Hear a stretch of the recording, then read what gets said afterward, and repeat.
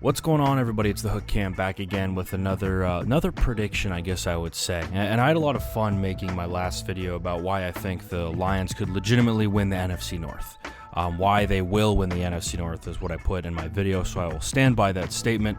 I will die on that hill, but I just had a lot of fun making that video. So I was sitting here thinking, what's another team that I think could really turn some heads this year?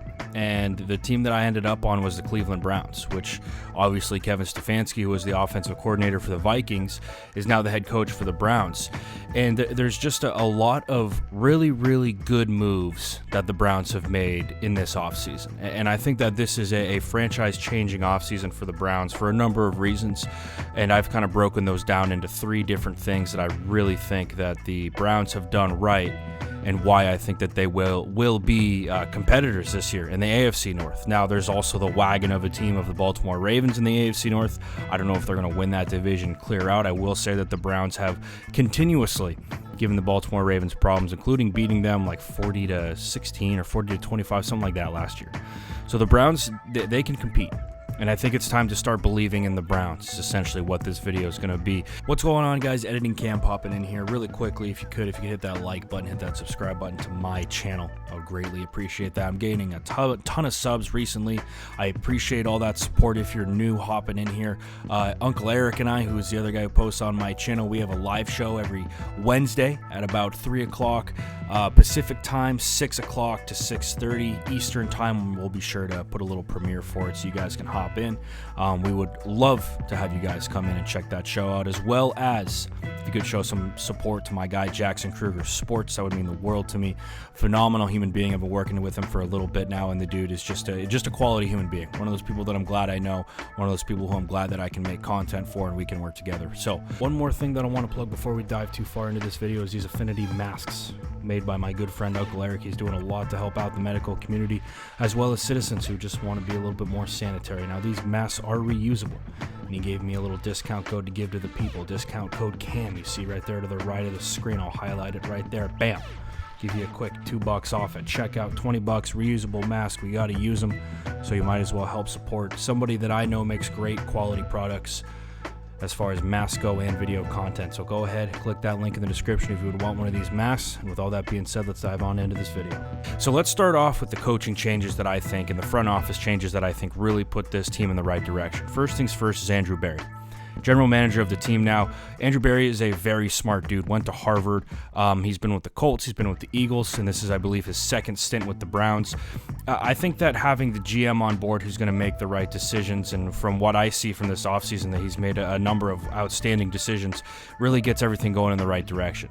Next thing that they did is Kevin Stefanski as the head coach, and I've made a video that I'll plug right here about what Kevin Stefanski brings to the Browns, and I'll go over it a little bit in this video as well.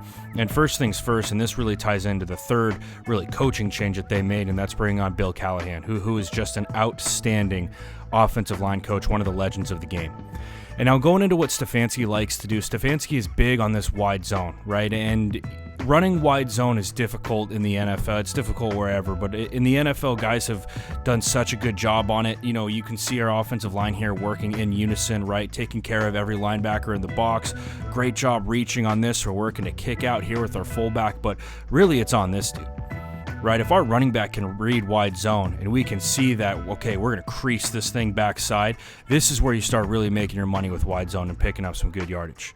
And originally I wanted to make this video about why Nick Chubb is, a legit top 5 running back in the NFL. And, I just kind of one thing led to another, and I was like, let's just do the entire Browns. But, if Stefanski can get Nick Chubb to run wide zone and run it like this, and I'll go bring up a couple of clips of why I think Nick Chubb already runs wide zone really well, it really is a perfect marriage. And they can do it in a number of different ways, right? We saw wide zone on the first clip where it's 21 personnel, and we see wide zone in this clip where it's just straight up 11 personnel, one back, one tight end. We're running it to the weak side, taking advantage of your numbers. We're working out with our tackle. We're working out right here. We're reaching this guard, right? We got to combo this nose tackle up to this Mike linebacker, and we're not picking up a ton of yards on this carry, but it's just a tough, hard-nosed run that you're picking up 5-6 yards on.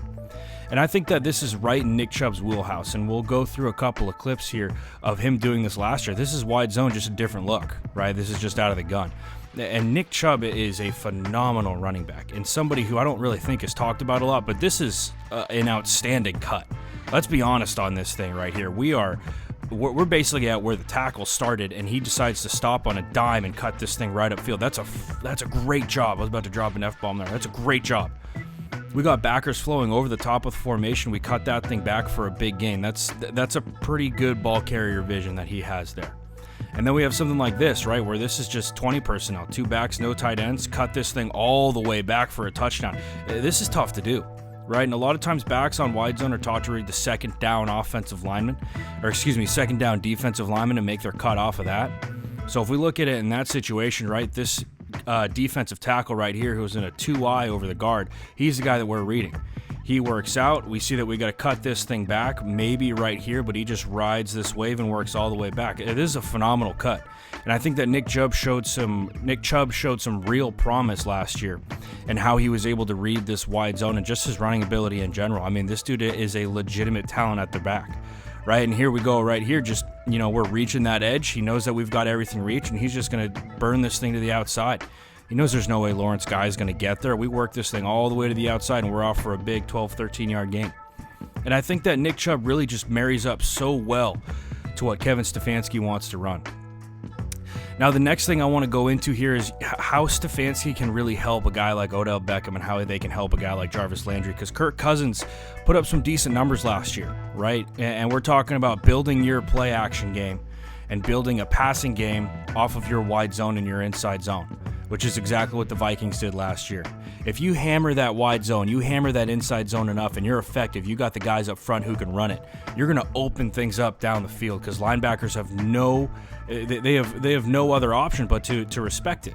And that's the same thing with the safeties who are coming up to fill, right? And you look at our safety right here, all you need for him to do is just to take a quick hesitation, and that's what it is right there. It's not a lot. It's not like this dude needs to run up and stick his nose in the B gap, but all you need is just that quick hesitation. Boom, right there.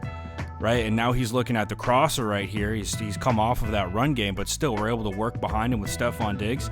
And I think you have receivers like Jarvis Landry and Odell Beckham who are going to thrive in this system.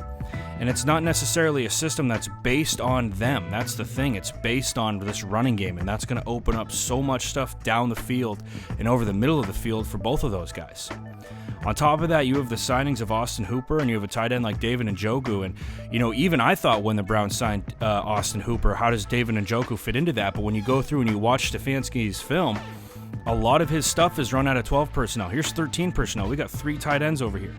And David Njoku and Austin Hooper can fit right into what Stefanski wants to do. Right? You don't have to run stuff like this out of 13 personnel, but we can just see right here. I believe he's going to hit this corner.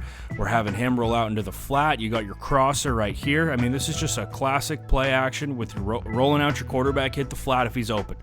And this is stuff that's going to fit right into Baker's wheelhouse. Now, it's not exactly what he's used to running, since obviously he comes from a school like Oklahoma where they're used to airing the football out.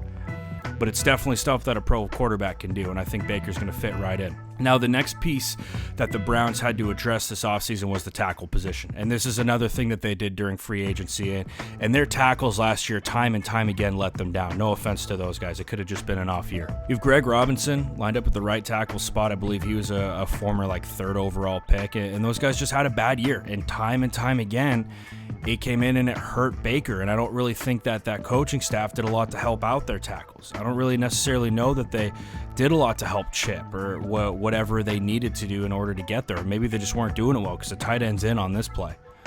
Right, but right off the snap here, Baker's going to end up feeling heat from his left side, our right. Just a bad technique from that tackle. And like I said, this happened time and time again. So what did the Browns do? They go out and they sign Jack Conklin, a guy who a lot of Detroit guys thought that they were going to get their hands on. They go out and they draft Jedrick Wills, which is really the third factor into why I believe in the Browns this year. They have addressed every position that they needed to, right? Here's another rep. I believe TJ Watt on this one. Turning our hips, opening our shoulders at that tackle spot. It's just a bad rep, man. It's a bad rep, and this happened time and time again for the Browns. And in a weird way, I think people like to see the Browns fail because they don't like Baker, and I just don't understand that narrative. I guess I can address that right now. I've heard nothing but good things from Baker. And I had a friend who trained with him a little bit in the pre-draft process, and all I heard was good things. All I heard was that he's a good dude, he trains hard, and he's ready for the league. And for some reason this year, it almost seemed like maybe it was all the commercials he did, I don't know. But I think that Baker is going to be set up in a position to thrive this year with this offense, them focusing on running the rock and them addressing those tackles. And we'll get to a couple of clips here with Jack Conklin, right? Jack Conklin playing right tackle for the Tennessee Titans, and they ran the hell out of the rock this year. And he's a phenomenal run blocker, and he does a great job in pass pro as well. But here's a couple of clips. Him, again, what are we running here with Tennessee? We're running wide zone. Fits right into what Cleveland's going to do this year, right? We're working out onto this end. Boom, strong with that inside arm. Extend those arms, get this dude out of there. Great job with him. Great job keeping a base, working with the base throughout the duration of his block. Here's another good reach block on the backside. And this is key a lot of times with wide zone because you're going to end up cutting these things back. Right, but this is a phenomenal job reaching on that backside, getting our arm to his midline right here, and then turning our shoulders, sealing this thing up, right? But phenomenal job. Phenomenal job. And a guy like Nick Chubb is going to be able to do stuff like that. Look at Earl Thomas just get work down the field. Tough one. Here we go again against the Chiefs. Jack Conklin here on a little play action going against Frank Clark, who had a phenomenal postseason, just locking guys down. And I think that he's going to be very, very consistent for the Cleveland Browns next year. And we all know what Jedrick Wills can do. That's why I didn't really focus on him a lot. I saw a ton of pre-draft stuff on him. A legitimate starting right tackle in the NFL right now, or left tackle, depending on where they move those guys. I would imagine they'd be able to do both. But a couple other draft picks that really stuck out to me, and that's Grant Delpit. I think they just absolutely stole this dude. This is a great play from him, coming up and making a play on this running back. Not a lot of safeties are willing to go and do that. And then the other guy that I really, really liked was Jacob Phillips from LSU. A couple of clips from this Auburn game that really stuck out to me. Jacob Phillips taking on this pole right here. He's actually not the guy making the tackle right there, playing Mike or Sam, it looks like for them. I'm going to guess that it's going to be what they would call the Mike, because they got their other guy down here on the line of scrimmage. He just comes down, takes on this pole, squeezes the gap. That's a great job. That's a phenomenal job. Whenever you can get guys like that to jump on the grenade, you know, for your teammate, you're going to want that, especially at the backer position, so you can get guys scraping and filling.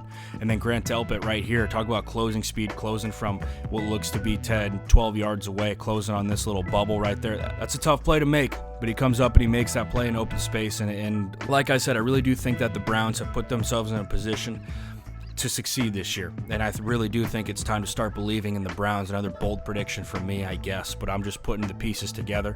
I'm making logical decisions over here, and that's how I base what I watch my film on. That's how I base what I make my predictions on. You know, people were lighting me up when I said the Chiefs were going to win the Super Bowl, and they went down 24 to the Texans. But hey man, what do I know? So anyway, guys, with all that being said, I'm the Hook Cam. Hope you enjoyed this video. Hope you found it informative. If you did, if you could hit that like button, hit that subscribe button, it would absolutely mean the world to me. If you could hit that like button, hit that subscribe button as well to Jackson Kruger Sports. Does a phenomenal job with some of the content he puts out there, putting out content left and right. That'll mean the world to both of us. With all that being said, guys, I'm the Hook Cam. Hope you enjoyed this video, and I will see you next time.